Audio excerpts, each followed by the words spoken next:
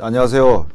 우리가 이제 그 기능사 시험에서 이제 제가 맡아서 강의를 할 부분은 시공하고 관리 파트입니다. 그래서 오늘은 그 시공의 첫 번째 우리 시간으로서 우리 조경 시공의 어떤 기초 부분을 우리가 한번 살펴보고 그 다음에 이제 파트별로 넘어가서 뭐 우리가 목공사라든지 콘크리트 공사라든지 석공사라든지 이렇게 넘어가도록 하겠습니다. 그래서 우리가 조경 시공이란 것이 뭐냐? 그리고 우리 앞에서 배운 우리가 뭐 일반적인 우리가 뭐 조경사 이런 부분하고 그 다음에 우리가 계획 설계가 어떻게 이루어지는지 이런 부분하고 딱 연계가 돼서 그래서 계획 설계가 이루어지면 이제 이렇게 실질적으로 우리가 시공이 이루어지게 되죠. 그러면 이 시공이 어떠한 과정 또 어떤 아이템별로 우리가 진행이 되느냐 하는 거를 우리가 살펴보도록 하겠습니다. 자, 그래서 시공의 뜻이 뭐냐? 시공이라고 하는 거는 개인 정원, 그 다음에 아파트의 공공공원, 그 다음에 공원, 이런 등등. 우리 조경의 스케일이 굉장히 커졌어요. 그렇죠? 우리가 예전에는 우리가 조경이다라고 하면 뭐, 개인 집 정원이라든지 아니면 우리가 조금 뭐 나가서 뭐 건물 주위의 조경이라든지 이런 개념에서 이제 더 커져서 뭐 지금은 이제 거의 환경하고 다 아우러져서 우리가 뭐 범지구적인, 범국가적인 이런 차원까지도 우리가 다루는 것이 조경입니다. 그래서 뭐 이 한계는 어떻게 보면 굉장히 무한대다라고 우리가 얘기할 수가 있지만 우리가 이제 기능사 부분에서는 그렇게 큰 스케일보다는 우리가 조금 줄여서 뭐 한 공원 정도까지 우리가 얘기를 하는 겁니다. 그래서 우리가 설계가 이루어지면 그 설계된 공간을 우리가 직접적으로 조성을 하는 것이 바로 시공이죠. 그래서 일상생활을 보다 편리하고 쾌적하게 하는 데에서 나아가 뭐 국토 전체의 경관을 우리가 의미하는 부분도 있다. 하지만 우리 기능사에서는 뭐 이렇게 국가 전체적인 것보다는 우리가 이제 바운다리를 좀 줄여서 이제 그건 우리가 더 공부를 많이 하면 또 이렇게 더 큰 스케일을 우리가 더 공부하는 부분이 되죠. 조경 시공은 설계 도면과 도면, 그 다음에 시방서, 그리고 법규, 그 다음에 계약 조건을 바탕으로 각종 재료와 시공 기술 및 시공 관리 기술을 활용하여 계약한 금액과 기간 안에 조경 공사를 완성시키는 것이다. 이렇게 되어 있습니다. 그렇죠? 자, 중요한 건 뭘 갖고 하냐? 자, 설계된 도면, 그 다음에 그 도면에 표시되지 못한 것들을 우리가 시방서에다 기재를 하게 돼요.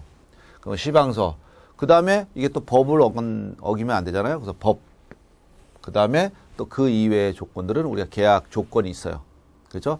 그 계약 조건, 요런 거에 바탕을 두고 우리가 진행이 되는 것이 바로 시공이다라고 하면 우리가 이해를 하시면 되겠습니다.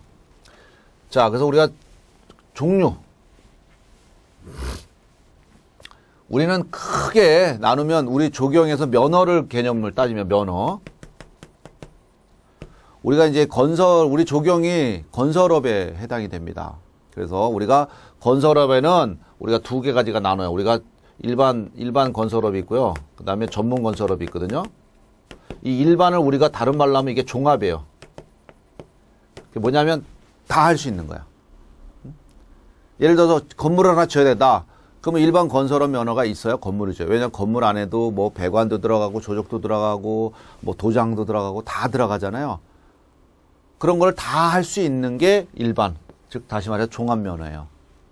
그 다음에 이제 그게 부수적으로 있는 것이 우리가 전문 건설업이라고 하는데 이 전문 건설업은 뭐냐면 금방도 말씀드렸다시피 뭐 도장이면 도장, 철골이면 철골, 토목이면 토목, 뭐 이런 식으로 해서 그 뭐 건물이나 어떤 공원이 하나 만들어지기 위해서 세부적인 항목들이 있는데 그 세부적인 항목들을 전문적으로 우리 공사할 수 있는 면허.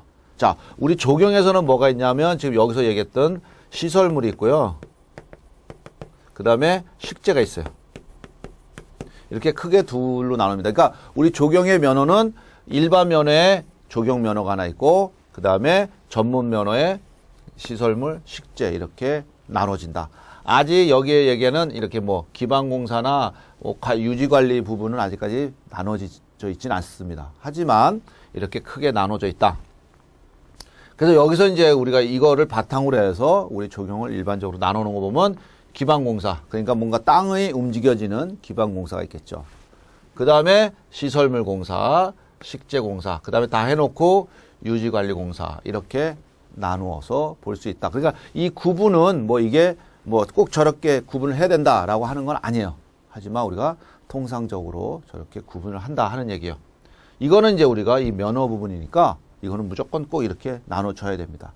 그리고 우리나라 뭐 건설법이 뭐가 있어요. 그 면허가 없으면 일을 못하게 돼 있어요. 원칙은. 그래서 우리가 꼭 이 면허가 있어야 된다. 뭐 우리가 차가 운전할 때 운전면허가 있어야 되듯이 우리가 식재공사를 하려고 그러면 식재면허가 있어야 돼요.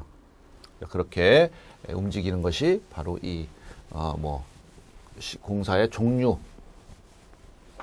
저기 부분이다. 자, 그 다음에 이제 공사 시행 방법입니다.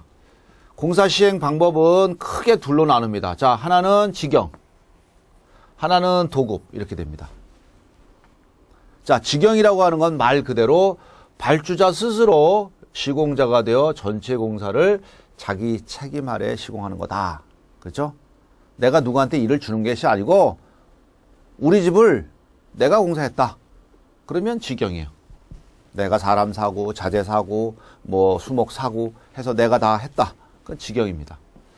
자, 도급에는 이제 우리가 발주자가 이제 발주자라고 하는 게 쉽게 얘기하면 뭐 우리가 가정집으로 얘기하면 집 주인이에요.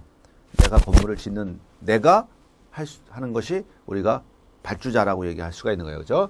이 발주자는 우리가 뭐 개인이 될 수도 있고 아니면 회사가 될 수도 있고 아니면 정부 기관이 될 수도 있고 뭐 발주자는 여러 가지 변수가 있을 수 있어요. 자, 그래서 발주자가 일정 시공자에게 공사의 시행을 의뢰하는 것으로 도급 계약을 체결하고 계약 약관 및 설계 도서에 따라 도급자가 공사를 완성하여 발주자에게 인도하는 방식이다. 이렇게 되어 있습니다. 자, 그래서 이거는 그러니까 주인이 누구한테 일을 주는 거예요. 쉽게 얘기하면. 자, 그걸 어떻게 주는가에 대해서는 이따가 다시 한번 나옵니다. 어쨌든 그렇게 주는 거를 우리가 도급이다. 그래서 발주자. 그 다음에 뭐예요? 발주자에 반대되는 개념. 여기서 실질적으로 일을 하는 사람이 뭐 도급자라고 우리가 예약을 우리가 이야기를 많이 합니다. 자, 그래서 이렇게 직영공사하고 도급공사 이런 방법이 있다 하는 얘기입니다. 자, 그 다음에 우리가 시공자를 선정하는데 어떻게 선정을 하느냐? 공사의 실시 방법이 도급 방법인 경우 일반적으로 공개 경쟁 입찰. 자, 여기 이런 얘기들이 나와요. 입찰을 실시하여 시공자를 선정한다. 그러나 소액이거나 특별한 경우에는 경쟁 입찰이 아닌 수의 계약으로 입찰한다. 자, 이따가 요거 다시 한번 설명이 될 건데요. 우리가 그 시공자를 선정하는 방법에 의해서 우리가 입찰이라고 하는 게 뭐야? 크게 보면 이제 두 가지가 있어요. 입찰하고 수의 계약이 있어요. 입찰이라고 하는 건 뭐냐? 자, 우리 설명을 해요. 자, 도면을 주고 우리가 이제 일반적으로 내역서를 주는데 내역서 이제 금액은 다 빼고 왜냐하면 설계 단계에서 대충 계략 공사 금액이 나옵니다. 그 공사 금액이 나오는데 그걸 싹 가려서 이제 아이템만 쭉 나오는 거죠. 그래서 그리고 우리가 공내역이라고 그래요. 공내역. 금액이 비어있는 내역이다 해서 공내역이라고 그러거든요. 내역서 주고 뭐 시방서 주고 또 아니면 그 시방서나 도면에 빠져 있는 것들은 우리가 현장 설명이라는 걸 합니다. 다 이제 우리가 그 공사를 하려고 하는 뜻이 있는 사람들을 모아다 놓고 설명을 합니다. 그걸 현장 설명이라고 그러거든요. 자, 여기는 이러이러한 부분은 도면에 이렇게 돼 있는데 뭐 이렇게 바꿔야 된다라든지 아니면 여기는 이런 아이템이 없는데 이런 아이템을 좀 넣어달라든지 그렇게 해서 그런 것들을 다 종합을 해서 현장 설명이란 걸 해요. 그래서 몇 월 며칠까지 우리가 입찰서를 제출하십시오라고 얘기를 하거든요. 그러면 이제 입찰서를 뭐 몇 월 며칠까지 다 요새는 이제 인터넷으로 많이 하는데 뭐 어쨌든 뭐 우리가 종이에 써갖고 오든지 해서 제출을 합니다. 그러면 이제 우리가 원칙으로는 뭐예요? 우리가 우리나라 법으로 보면 어느 정도 우리가 보통 뭐 공사 금액이 100%다 라고 하면 원래는 이 방식은 이제 그거는 이제 그 뭐 입찰 방식을 미리 정하기 나름이에요. 그래서 우리가 최저 입찰이라고 해요. 최저 입찰이라고 하는 거는 10명이 써냈는데 그 중에서 제일 낮게 써낸 사람한테 공사를 주는 게 최저 입찰이에요. 그 다음에 우리가 일반적으로 우리가 뭐 평균을 내서 우리가 일반적인 경우에는 10명 거를 내서 다 평균을 내서 그 평균에 뭐 제일 가까운 사람한테 우리가 낙찰을 하게 하는 이런 방법들도 있어요. 그래서 이렇게 두 가지 방법이 우리가 있는데 어쨌든 이거를 우리가 입찰이라고 합니다. 입찰. 입찰에는 또 여러 가지 방법이 있으니까 그건 이따 다시 설명을 드릴 거예요. 그 다음에 이제 이런 걸 다 무시하고 뭐 예를 들어서 나는 이 사람이 친해. 나 얘 일 줄 거야. 라고 그냥 던져서 그 사람하고 바로 계약을 해버리는 게 수의계약이에요. 수의계약. 네? 이렇게 방법이 두 가지가 있다. 그 다 자세한 부분은 이제 다시 여기 얘기가 나옵니다. 그죠? 자, 그래서 우리가 이제 그 시공 방법 중에 이제 입찰을 보면 아까 앞에서도 얘기했던 그 입찰이라고 수의계약 이렇게 두 가지가 있는데 그 입찰에는 우리가 일반 경쟁 입찰이 있습니다. 일반 경쟁 입찰은 그 제약 조건이 거의 없어요. 뭐 우리나라다. 그럼 우리나라 그냥 전체에 있는 뭐 면허업체를 대상으로 한다. 그러면 이제 이게 예를 들어서 뭐 우리 수목 식재공사업이다. 아니면 시설물 공사업이다. 시설물 공사업 면허를 갖고 있는 사람이면 다 참여할 수 있는 게 일반 입찰이야. 그 다음에 지명 경쟁 입찰이라고 하는 건 뭐냐? 지명 경쟁 입찰이라고 하는 거는 뭐 이쪽에서 우리가 발주자가 뭐 10개면 10개, 뭐 5개면 5개 업체를 지명을 해주는 거예요. 너만 입찰에 참가할 수 있어. 라고 지정해 주는 게 지명 경쟁 입찰이고요. 그 다음에 제한 경쟁 입찰은 이거는 이제 어떤 그렇게 업체를 딱딱 찍어주는 것이 아니고 그 입찰할 수 있는 제약을 주는 겁니다. 야, 예를 들어서 뭐 인천시에 있는 면허를 가진 업자만 한다. 이런 제약을 두는 거예요. 아니면 뭐 공사 금액이 도급 우리가 이제 도급 한도액이라는 게 있어요. 도급 한도액이 그게 이제 그 정부에서 이렇게 주는 니네 회사는 이만큼 할 수 있다. 이제 여러 가지를 다 우리가 보고 너네 회사는 1년에 뭐 100억을 할 수 있다. 50억을 할 수 있다. 이렇게 해서 도급 한도액이라는 걸 주거든요. 그 도급 한도액으로 묶어버리는 거예요.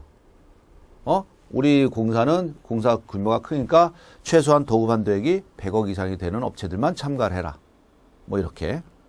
아니면 뭐 여러 가지 또 제약을 주는 거예요. 아까 했지만 뭐 회사가 인천에 있고 도급 한도액이 얼마가 되고 뭐 또 조경시설물 면허를 가지고 있고 이렇게 여러 가지 또 제약 요건을 둬서 우리가 입찰하는 거를 우리가 제한 경쟁 입찰이라고 하는 거야. 그 다음에 시공 설계 입찰 이거를 우리가 영어로 턴키라 그러면 턴키.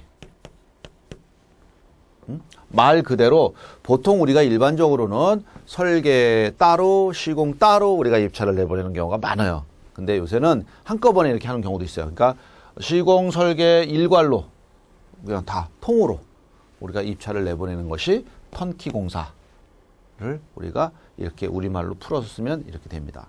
그 다음에 또 하나는 이제 우리가 아까 수의계약이라고 얘기했죠. 그래서 이 수의계약 이렇게 방법이 우리가 크게는 두 가지 또 그 안에는 이렇게 세부적으로 우리가 나누어서 볼 수가 있다 하는 얘기입니다.